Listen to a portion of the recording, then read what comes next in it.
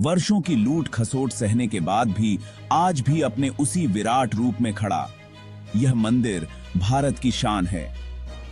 दोस्तों, हम बात कर रहे हैं सोमनाथ मंदिर की। आइए जानते हैं इसकी कहानी और इसमें छिपे रहस्यों को। सोमनाथ मंदिर भारत के गुजरात राज्य में स्थित हिंदू धर्म के 12 ज्योतिर्लिंगों में से एक है। यह मंदिर न केवल धार्मिक महत्व रखता है, बल्कि इसके इतिहास में भी समृद्ध विरासत है। इस मंदिर से जुड़ी एक रहस्यमयी कहानी है, इसका खोया हुआ खजाना। मंदिर के इतिहास के साथ साथ इसके खजाने की भी कई कहानियां प्रचलित हैं। कहा जाता है कि मंदिर में अथाह धन दौलत थी, जिसमें सोना, हीरे, जवाहरात और कई दुर्लभ वस्तुएं शामिल थीं। जब भी मंदिर पर आक्रमण हुआ, लुटेरों ने काफी धन दौलत लूट ली, लेकिन कहा जाता है कि मुख्य खजाना अभी भी मंदिर के गर्भगृह में छिपा हुआ है। कई लोगों ने इस खजाने की खोज में अपनी जिंदगी लगा दी। पुरातत्वविदों, इतिहासकारों और साधु संतों ने भी इस रहस्य को सुलझाने की कोशिश की है। कुछ लोगों का मानना है कि खजाना समुद्र में डुबो दिया गया था, जबकि अन्य का मानना है कि यह अभी भी मंदिर के परिसर में कहीं छिपा हुआ है। अत्यंत वैभवशाली होने के कारण इतिहास में कई बार यह मंदिर तोड़ा और पुनर्निर्मित किया गया।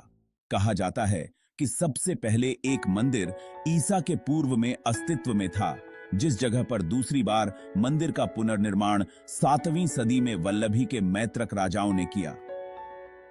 8वीं सदी में सिंध के अरबी गवर्नर जुनायद ने इसे नष्ट करने के लिए अपनी सेना भेजी। प्रतिहार राजा नागभट्ट ने 815 ईस्वी में इसका तीसरी बार पुनर्निर्माण किया।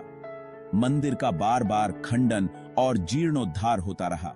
गजनवी के हमले के बाद गुजरात के राजा भीम और मालवा के राजा भोज ने इसका निर्माण कराया। साल 1297 में जब दिल्ली सल्तनत ने गुजरात पर कब्जा किया तो इसे फिर गिराया गया। मुगल बादशाह औरंगजेब ने इसे पुनः 1706 में गिरा दिया।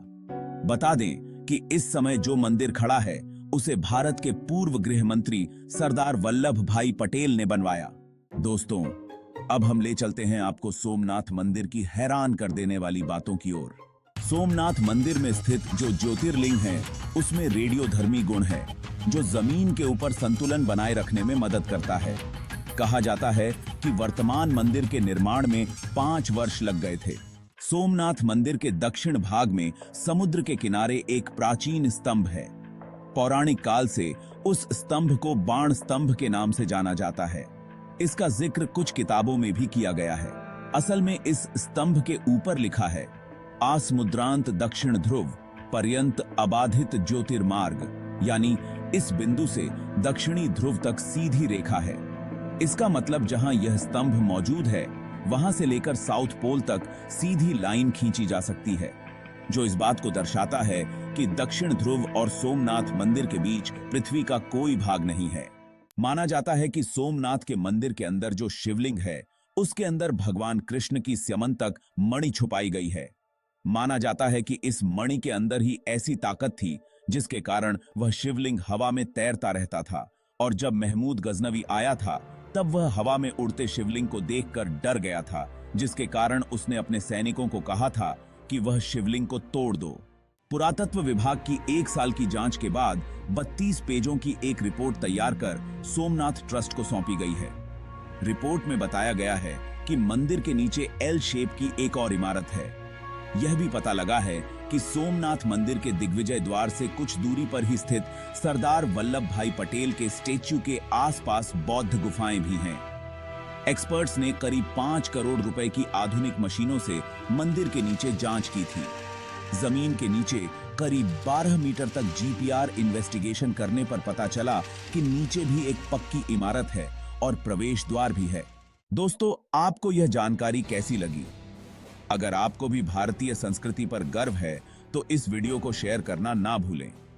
जय हिंद।